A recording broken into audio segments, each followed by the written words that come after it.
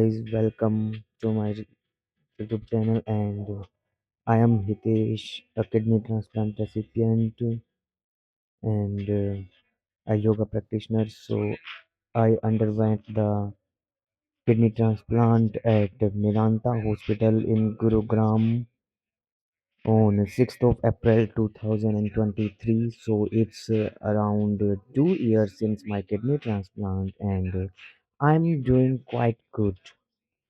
So here you can see today I have an appointment with my doctor in Medanta hospital itself, and so I start my day with practicing some yoga like pranayams, that is Anulom Vilom pranayam, which I think super pranayam that helps in calming the mind and controlling the hypertension, and it also stabilizes all the body functions. Basically, Anulom Vilom helps to control your breaths.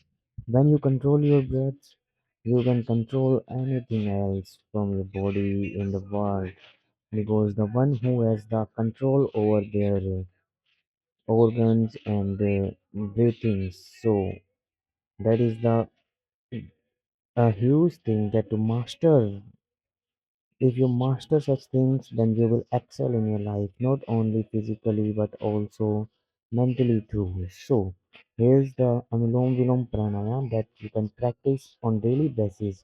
Like if you are not a patient, then also you can practice that Anulom Vilom, because it also helps an individual to managing its day-to-day activity without any kind of side effects or stress in their life.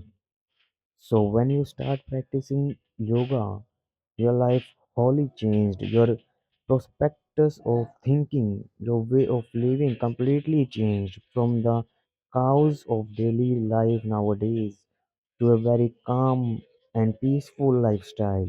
By practicing these, you can definitely maintain your healthy body, and a healthy body leads to healthy mind.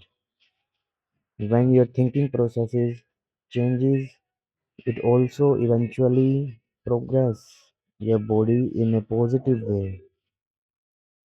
So it is the Shashankasana that I'm doing right now.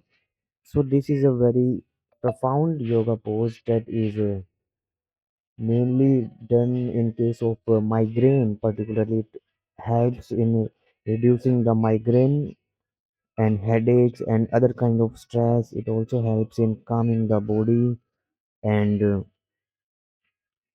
you have to practice this asana at least for 1 minute. Not only this asana, when you start doing yoga, then you should do that pose for a minimum time of 1 minute, and then you can see the benefits of yoga poses when you start doing it for the 1 minute, because it takes time to start the effect of that asana. So I start my morning like these asanas and pranayams and Surya Namaskar also. I have already posted a video regarding that. So after doing my yoga, now I am going to the Medanta hospital from the house.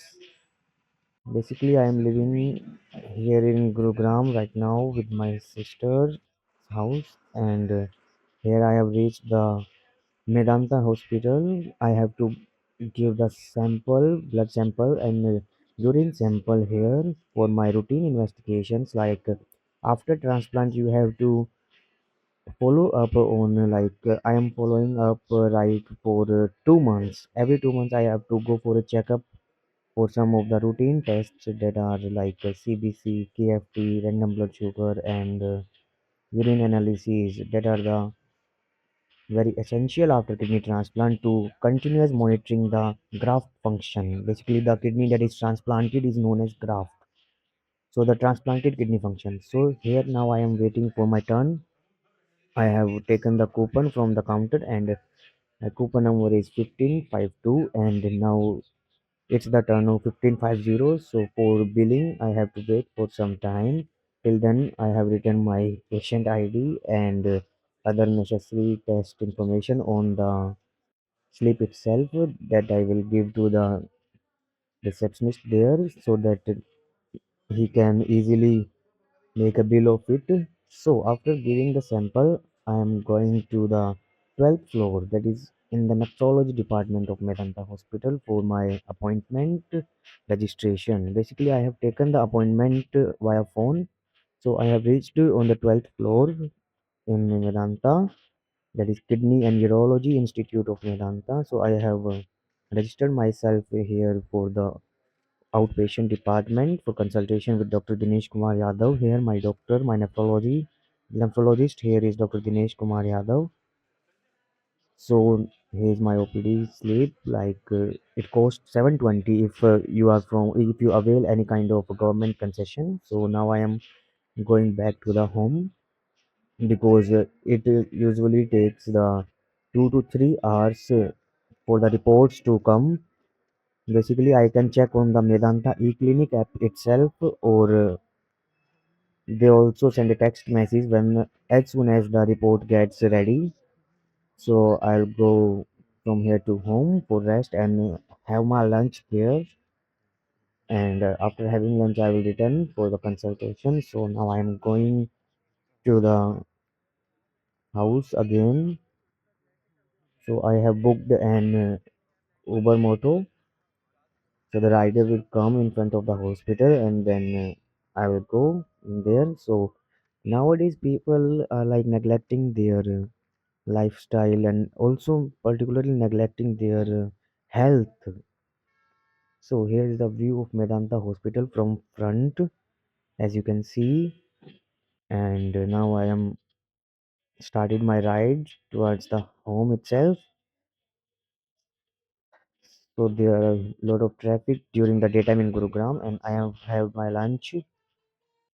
And then after having lunch, I have again come here for consultation with Dr. Dinesh Kumar Yadav in the OPD itself.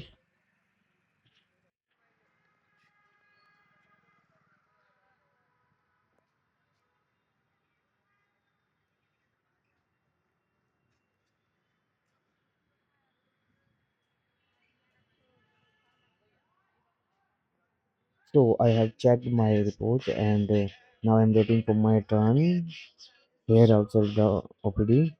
So after consulting with my doctor, and the doctor said that all the reports are quite normal and my graft is functioning well in a good state. So now I am going outside the Medanta hospital and let me sit in the park and show you the reports and my current medicines that the doctor have prescribed me here. So let's go in the park So and here are my prepare. reports after approximate 2 years of a kidney transplant. My serum creatinine is zero point 0.8 as you can see for 24th of January, that is today, and my random blood glucose is 115, which is also a normal value, and urinary microalbumin, which is a key indicator of diabetic nephropathy as well as the hypertensive nephropathy. And because of the hypertension and diabetes, the protein start leaking from the kidneys, and that are the key indicator is the urine microalbumin that a doctor can assess to examine the effects of hypertension or blood sugar on the kidneys. So here it is also in the normal range, that is zero point 0.9 mg per dl. And nextly I having the hemoglobin, that is also in the normal range around 15.5 mg per dl, gram per dl, which was earlier 15.3, I think. Yeah, in the last reports, December 2024 it was of 15.3, and now it is 15.5. It is continuously increasing, which is a good sign, huh?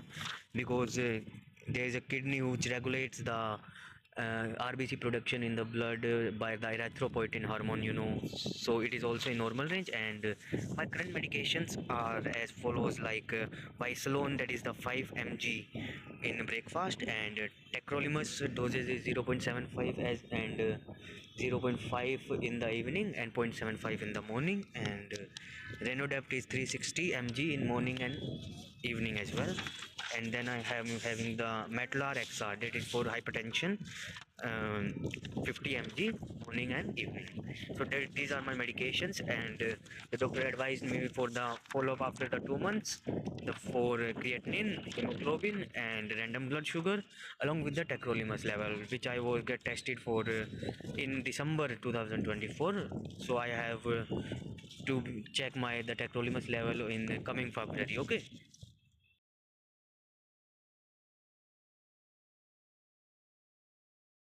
So you can clearly see the change before kidney transplant and after kidney transplant in my physical body.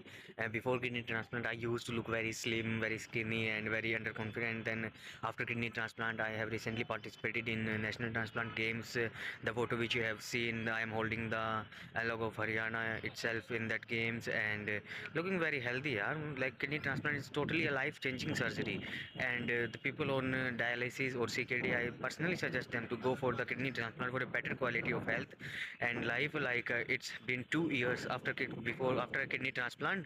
Like I have visited this hospital in January 23rd of 2023. So it has almost 2 years, and I am back here with the totally, absolutely normal reports you have seen, and my doses for tacrolimus and steroids are quite minimum. And one thing that I must say that during my kidney transplant journey, there are a lot of people's which not only created the unfavorable condition for for my kidney transplant, but also act as a hurdle in my kidney transplant. Like I don't know how people can be so cheap in this era. I think therefore this is called the Kali Yug, because such people do exist in the society, which not only act as a hurdle in that my kidney transplant, but also tried their level best to stop the kidney transplant by acting like a financial hurdle and physical hurdles, like mentally hurdles too, no? Like by taunting very speculated things that has not to be done in any society for the well-being of a person. I think this is for humanity. If any normal individual see me at that time, he or she also get like very empathy with me. But those guys, I don't know how God created them, so those don't have a bit of sympathy or empathy for me, and then they tried level best. But on the other hand, there are also very positive looks that I never expected to get in touch with during my kidney transplant, also helped me a lot. Like one of them is known blood relatives are the major. Like blood relatives do help, that's no issue, but some blood relatives are also, like as I told, but known blood relatives are also played a key role in my kidney transplantation. Like many doctors and other individuals also, like my university employees, some of the like professors, they also helped a lot. Other than financial and like in academics, they also help. Not only financial is not totally help that a person can do for a kidney transplant. There is more than financial, that is emotional help and other types of help. So there are both type of peoples in the society, and you have to tackle those type of people. And if you are a CKD patient, again I personally suggest you to go for a kidney transplant, a long term solution for the kidney failure, that is kidney transplantation, for a better quality of health and life. Here you can go for a kidney transplant and can live a very healthier life before the CKD. Okay, so thank you. Here I am leaving for the home. See you again.